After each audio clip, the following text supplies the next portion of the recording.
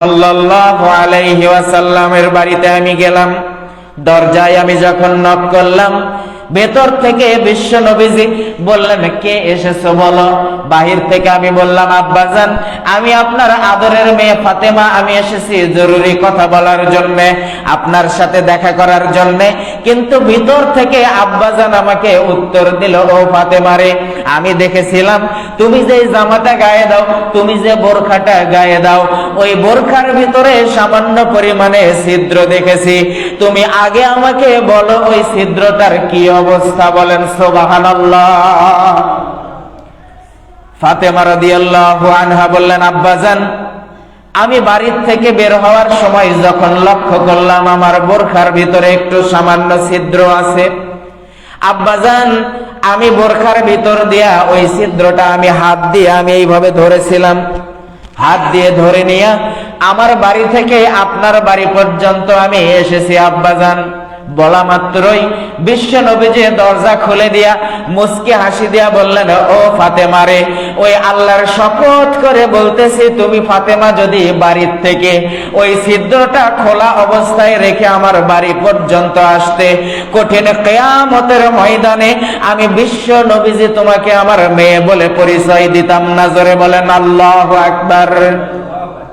কত বড় কথা, একটা লোড, কত কথার হিসাব করেন যে ফাতেমার ব্যাপারে বিশ্বনবী সাল্লাল্লাহু আলাইহি ওয়াসাল্লাম নিজে ঘোষণা দিয়েছেন, জান্নাতের সর্দারনি হবে ফাতেমা, জান্নাতের সকল মহিলাদের সর্দারনি হবে, নেত্রী হবে। অর্থাৎ ফাতেমা রাদিয়াল্লাহু আনহা, ওনাকে দুনিয়ার জমিনে থাকা অবস্থায় ওনাকেও জান্নাতের সার্টিফিকেট দেওয়া হয়েছে, কিন্তু আশারায়ে মুবাশশারার ভিতরে ফাতেমা রাদিয়াল্লাহু আনহার নাম নেই, হাসান হোসাইনের নাম নেই। অথচ হাসান হোসাইন সকল যুবকদের, সকল জান্নাতি মানুষদের, পুরুষদের সর্দার হবে, এবং ফাতেমা রাদিয়াল্লাহু আনহা উনি হবে জান্নাতের ভিতরে মহিলাদের সর্দারনি হবে। অথচ এত বড় লোড, ওজনওয়ালা কথা, ও ফাতেমা, তুমি যদি ওই ছিদ্রটা বের করে আসতে, তাহলে আমি তোমাকে আমার মেয়ে বলে পরিচয় দিতাম না। নবীজি জান্নাতের সার্টিফিকেট পাওয়া ওনারই মেয়েকে এত বড় লোডের কথা যদি বলতে পারে, আমি তো, আমার মনে হয় যেইগুলো মহিলাগুলা হাটে বাজারে, বাহিরে, ঘরে, বিভিন্ন জায়গায় মুখ খোলা রেখে, শরীর খোলা রেখে, টাইট ফিটিং জামা কাপড় পরে যেইগুলো ঘোরাফেরা করে, আমি তো মনে করি শরীরের ভিতরে কাপড় থাকলেও আমার দৃষ্টিকোণ থেকে ওইটা ল্যাংটা। কথা বলেন ঠিক কিনা? আমার দৃষ্টিকোণ থেকে। অথচ পর্দা করা ফরজ। পর্দা করা কি ফরজ। যে সমস্ত মহিলাগুলো পর্দা করে না, একজন মেয়ে মানুষ 4 জন পুরুষকে জাহান্নামে নিয়ে যাবে। বলেন কয়জনকে? 4 জনকে। আপনারা জানেন অনেকেই, 4 জন পুরুষকে জান্নাতে নিয়ে যাবে। 2 জন হলো আম ভাবে, আর 2 জন হলো খাস ভাবে। মানে এই 2 জন খাস বলতে নির্দিষ্ট, নির্ধারিত, যাবেই যাবে। আর আম হলো এটা অনির্দিষ্ট, থাকলে যাবে, না থাকলে যাবে না। কিভাবে?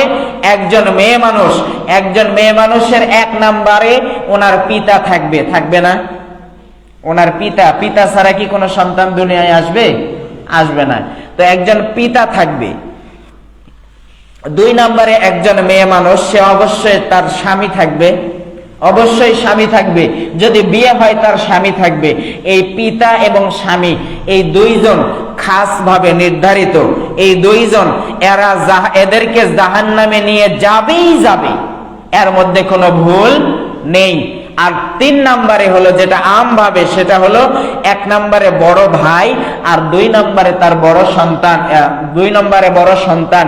এই 2টা হলো আম ভাবে। অর্থাৎ একজন পুরুষ মেয়ে মানুষ এই 4 জন পুরুষকে জাহান্নামে নিয়ে যাবে। বিশ্বনবী সাল্লাল্লাহু আলাইহি ওয়াসাল্লাম বললেন, আদ-দায়ুসু লা ইয়াদখুলুল জান্নাহ, দায়ুস কোনদিন জান্নাতে প্রবেশ করবে না। বলেন নাউজুবিল্লাহ। সাহাবীরা জিজ্ঞাসা করলেন, ইয়া রাসূলুল্লাহ, দায়ুস আবার কি জিনিস? দায়ুস সম্পর্কে আমাদেরকে একটু বর্ণনা করেন। দায়ুস কি কোনো মহিলা মানুষ নাকি? বিশ্বনবী সাল্লাল্লাহু আলাইহি ওয়াসাল্লাম বললেন, ও সাহাবীরা রে, দায়ুস কোনো নারী নয়, দায়ুস কোনো নারী নয়, কোনো নারীর নাম নয়, আবার কোনো নারীর জাতীয় নয়, বরং দায়ুস হলো ওই সমস্ত পুরুষদেরকে বোঝায় যেই সমস্ত পুরুষগুলোর অধীনে মেয়ে মানুষগুলো পর্দা করে না। অর্থাৎ স্ত্রী বেপর্দা হয়ে ঘুরে বেড়ায়, স্বামী কোনো তাগাদা দেয় না, মা বেপর্দা হয়ে ঘুরে বেড়ায়, সন্তান কোনো তাগাদা দেয় না। আবার দেখেন বোন বেপর্দা হয়ে ঘুরে বেড়ায়, ভাই কোনো তাগাদা দেয় না। আবার মা বেপর্দা হয়ে ঘুরে বেড়ায়, সন্তান কোনো তাগাদা দেয় না, পিতা কোনো তাগাদা দেয় না। এই চার শ্রেণীর মানুষদেরকে দায়ুস বলা হয়।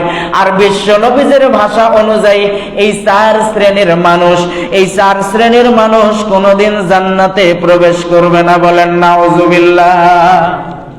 কিয়ামতের ময়দানে এরাই ধরে ফেলবে, আল্লাহ আমার কোনো দোষ নাই, আমার কোনো দোষ নাই, আমার স্বামী, আমার পিতা, আমার ভাই, আমার সন্তান আমাকে পর্দার ব্যাপারে বলে নাই, আমার পর্দার ব্যাপারে বলে নাই। আমাকে যদি বলতো তাইলে হয়তো হতেও পারে আমি পর্দা করতাম, কিন্তু আমাকে তো পর্দার ব্যাপারে বলে নাই, আল্লাহ আমার কোনো দোষ নাই। তখন আল্লাহ তাআলা বলবে ফেরেশতাদেরকে, ও ফেরেশতারা ওই মহিলাকে ছেড়ে দাও, ওই মহিলা যাদের উপরে অভিযোগ করতেছে ওইগুলা বান্দো। নাউজুবিল্লাহ বলেন। ওইগুলা বান্দো, নামাজ কাজে দিবে না, রোজা কাজে দিবে না, হজ কাজে দিবে না, যাকাত কাজে দিবে না, কোন ইবাদত কাজে আসবে না যদি আপনার বিবি পর্দা না করে, আপনার মা পর্দা না করে, আপনার বোন পর্দা না করে, আপনার মেয়ে পর্দা না করে। আপনার ইবাদত চার পয়সার কোনো কাজে আসবে না। কারণ ইবাদত, ফরজ ইবাদতের মধ্যে পর্দা হলো একটা ফরজ ইবাদত। আর এই ফরজ ইবাদত যে নারী ছেড়ে দেয়, ওই নারীকে বাড়িতে রাখা ওই পিতার জন্য, ওই স্বামীর জন্য, ওই সন্তানের জন্য, ওই ভাইয়ের জন্য জায়েজ হবে না। কারণ ফরজ বিধান যদি সে ছেড়ে দেয়, ফরজ বিধান মানতে যদি সে অস্বীকার করে, নারাজ হয়, সে কি আর মুসলমান আছে? বলেন, সে কি আর মুসলমান থাকবে? সে আর